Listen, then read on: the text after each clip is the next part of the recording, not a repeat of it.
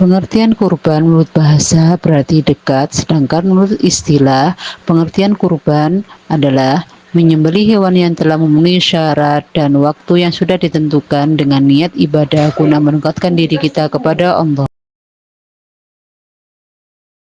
Sejarah kurban berawal dari kisah Nabi Ibrahim alaihissalam menerima perintah dari Allah Subhanahu wa taala melalui mimpi untuk menyembelih putranya yang bernama Nabi Ismail sebagai bentuk ketaatan beliau kepada Allah.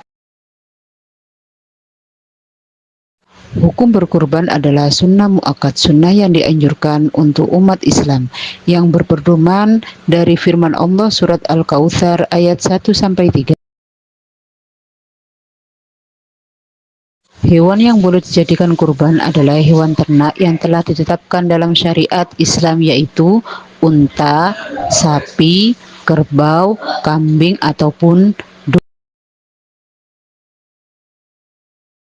Waktu penyembelihan hewan kurban dilakukan pada tanggal 10, 11, 12, atau 13 Dzulhijjah setelah melakukan sholat Idul Adha.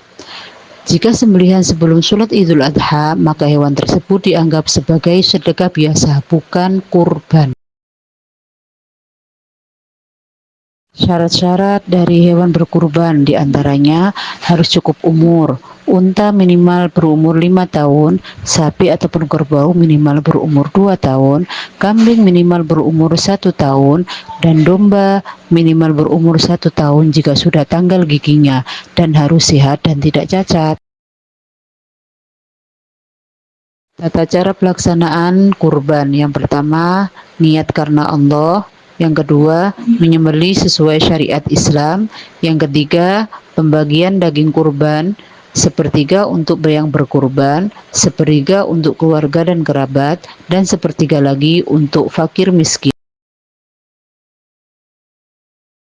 Hikmah dari berkurban: yang pertama, bentuk ketakwaan kita kepada Allah; yang kedua, meneladani kisah dari Nabi Ibrahim alaihissalam dan Nabi Ismail alaihissalam; ketiga, meningkatkan kepedulian sosial; dan yang terakhir, sebagai bentuk syukur atas nikmat dari Allah.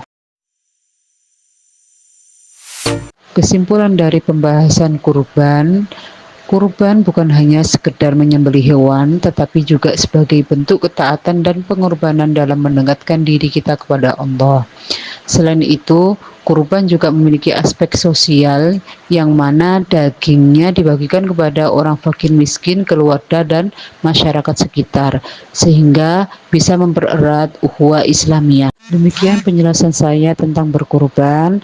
Semoga kita dapat mengambil hikmah dan dapat kesempatan untuk berkurban menurut syariat Islam. Semoga bermanfaat.